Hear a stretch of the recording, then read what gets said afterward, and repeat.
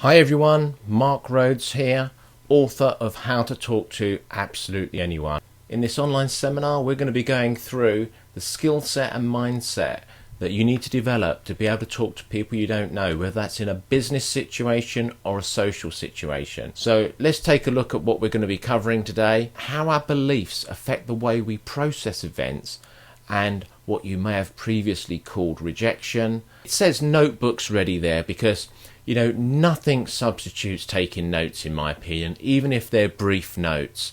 We think we're going to remember it all when we understand it in the moment, but there'll be things come up that are really relevant to you in this presentation. And it'd be really great if you could take down some notes of things that really ring true for you, or you think that's really important for me. So if you've not got a notebook and pen to hand, why not just pause the video now briefly, go get your notebook and pen, and then resume watching the video. So let's take a look at beliefs, how your beliefs affect the way you process events and what you may have previously called rejection. You see, we have hundreds, thousands of beliefs inside us that determine how we see the outside world and react in the outside world. And really, beliefs are just the meaning that we attach to things. It's not the truth. Let me give you an example of a belief in my life which recently got changed and how it got changed.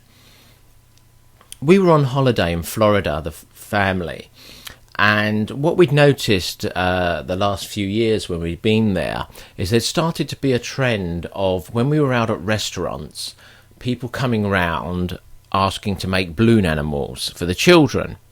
And our children are not that keen on balloon animals and things like that. But, I was thinking, well, this is a bit of an imposition. I'm out for a meal with my family, and I don't want someone coming up asking me, do I want a balloon? And in fact, I was seeing it as just a thing to make people feel guilty in order to give tips and gratuities and things like that, and felt this is really bad. My belief was that this was a really bad thing to have in a restaurant, and nobody really wanted balloons when they're in a restaurant, and that I thought it ought to be banned.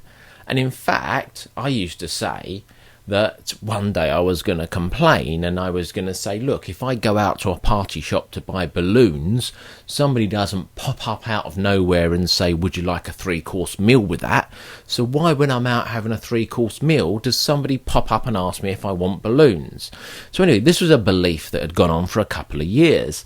Now this year when we were there, we were out to dinner, and again we saw a balloon person coming round in one of the restaurants.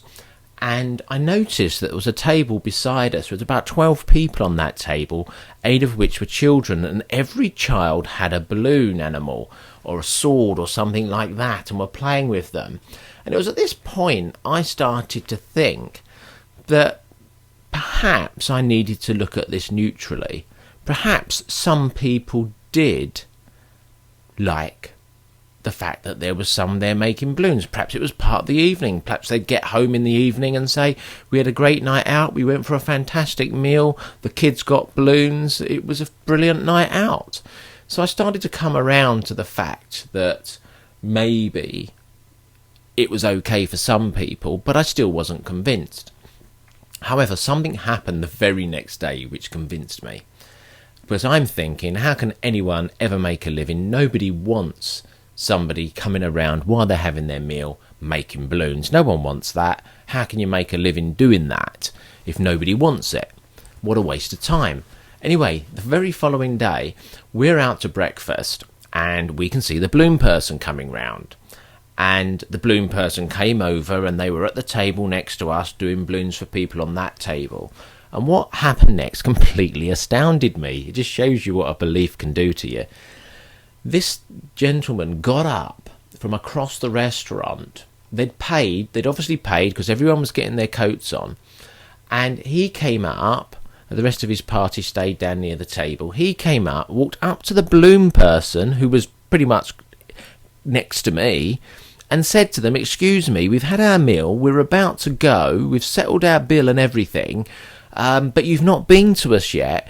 Could you come straight over to us when you finish at this table and make us some balloons, please? So here was somebody who just wasn't neutral about it. They wanted the balloons. They weren't leaving the restaurant until they got their balloons. So it made me realise and change that belief that, this is one of those things that for some people, not for others. It's a bit like in business. If a few people say no to somebody, that person starts to believe that nobody wants their product or service. But as I've seen with the balloon person example, you see, just because I don't want their product and service, and I don't even agree with their product or service, doesn't mean that there's not a hell of a lot of people out there that do want that product or service. I've just got a very different belief to others. Now, you see, people don't reject us either if we start a conversation with them. As I said earlier, perhaps they're shy, or they've just had some bad news or a bad day. They're not rejecting you, they're rejecting the idea of a conversation. We've changed beliefs by getting counter evidence, just like my balloon example that I've used there. And very much in life, if you believe something, you'll experience it. And this is why our beliefs can be quite limiting at times.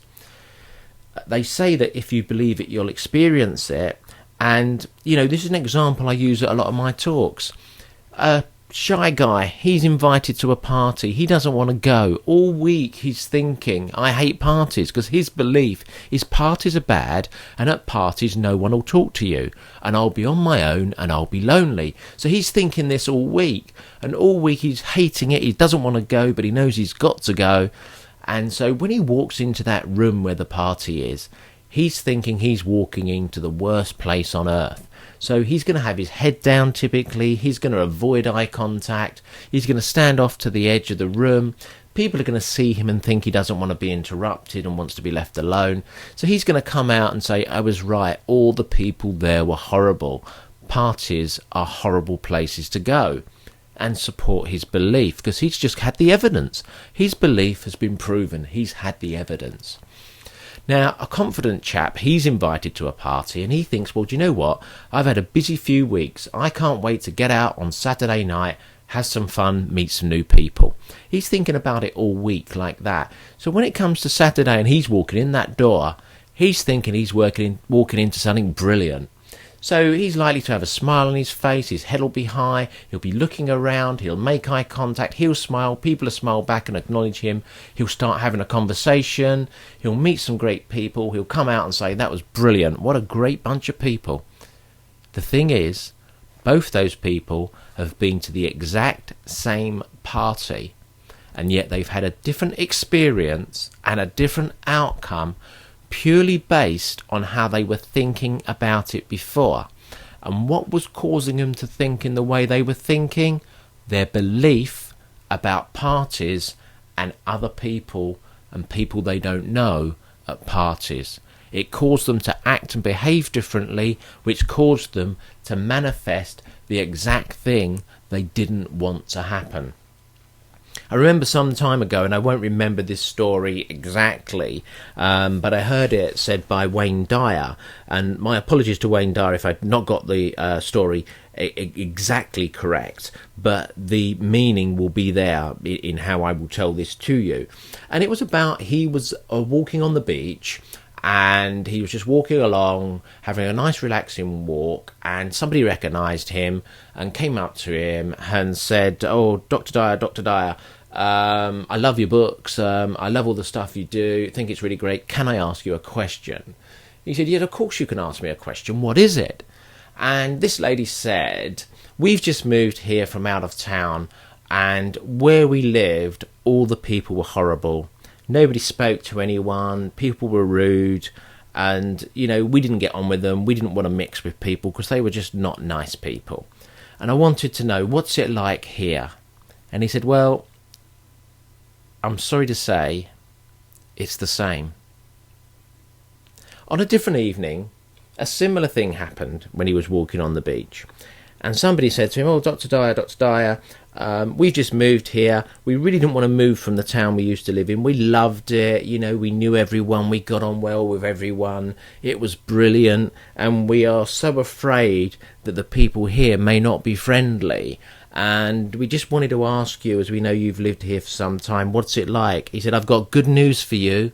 you're going to find it exactly the same as where you lived. You see, because it wasn't about the town that people lived in, it was about their attitude and their belief that caused the relationships and the situations that were happening in their lives and the things that were going on. Thanks for joining me on this webinar, and I look forward to helping you again in the future.